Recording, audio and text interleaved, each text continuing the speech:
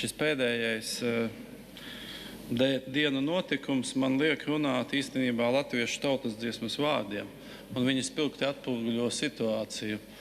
Tūdaļ tagadien pastāvnieki danco, cits ar vīzēm, cits ar kurpēm, bet cits ar basām kājām. Precīzi kā 3 koalīcijas partneri, katram sevi apavi.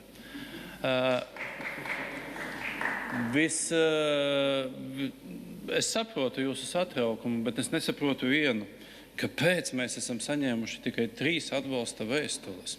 LDDK, vēl kultūras darbinieki. Jūs taču varējāt augstskolām paprasīt. Mums ir 16% ārzemju studenti. Viņi nevarēs atlidot pie mums. Viņiem vajag obligāti, lai ir Air Baltics. Citu kompāniju nav. Vajadzēja vēl kādiem viesmāksliniekiem uzrakstīt, pazvanīt Coldplayam. Viņi varbūt šeit koncertu grib. Viņi nevar atlidot uz šeit, nebūs Air Baltica. Un es tagad lasu. Es nezināju, cik zemu var klist kultūras darbinieki. Un es tagad lasu Žagara kunga, Kalēja kunga, Grūbes kunga, Kažas kunga, Trēmanes kundzes un Paideres Stakjas vēstuli. Un es pirmo reizi dzīvē uzzināju, ka mūsu kultūra apstāsies, tāpēc, ka mums nebūs Air Baltiku. Jo, kā izrādās, ka kultūras patēriņa apriti un kultūra turismu sekmē Air Baltica. Tā uzticamība, kurā vietā ir uzticamība? Kurā vietā ir Baltikam no valsts puses ir uzticamība? Mobilitātes iespējas un daudzpusīgais maršrutu piedāvājums. Un īstenībā šajā argumentācijā ir atslēgas vārdi.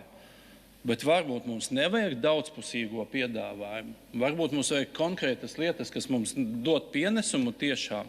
Nevis lidot uz kaut kādām Āfrikas valstīm, uz bijušām padomju valstīm.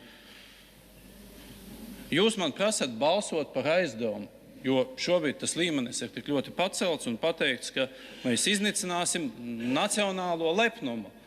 Super, nacionālo lepnumu, kurš kotējas šobrīd biržā, kuram vienkārši ir mīnus punkti, kurš ir parādā diezgan lielu summu saviem piegādātājiem, nezinu, kā samaksāt, kuram kontā ir, jā, es saprotu, 27 miljoni, bet tā ir prasība. Viņi nevar viņu lietot dēļ aizdevuma.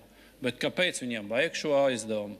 Jā, 7 miljoni mēnesī sadādzinās degvielu. Taču maija sākumā ir jāmaksā pirmais maksājums 14 miljoni no tā saucamā aizdevuma, ko jau saņēmām 50 miljoni gadā. Tur naudas nav. Tur vajag šos 14 miljonus. Pēc tam vajag nākamais augustā, nākamo maksājumu 14 miljonus. Bet nāciet un stāstiet par reālo situāciju. Jo šobrīd man kā Saeimas deputātam prasat balsot par piešķīrumu, kaut gan jūs man nedavāt iespēju iepazīties ar ierobežotas pieejamības informāciju. To tikai varēja iepazīties budžeta komisijas dalībnieki. Es balsošu par šo, un tāpēc es viennozīmīgi saku, ja jūs atnāksiet, neslēpsiet, iepazīstināsiet, bet to jūs nevarat izdarīt. Jūs jau pusotru gadu nākat ar IPO, bet tā arī neesat atnākuši.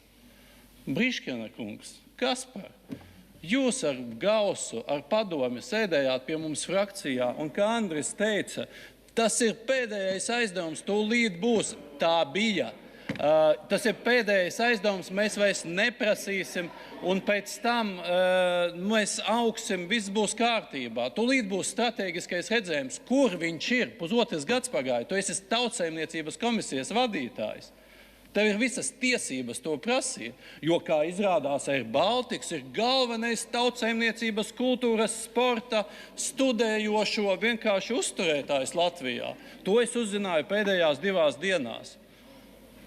Jums nav pašiem kauns par savu rīcību. Man, godīgi sakot, iedzīvotāju priekšā ir kauns par to, par ko Saeima, ministru kabinets, koalīcija ir degradējusies. Es balsošu pret. Paldies!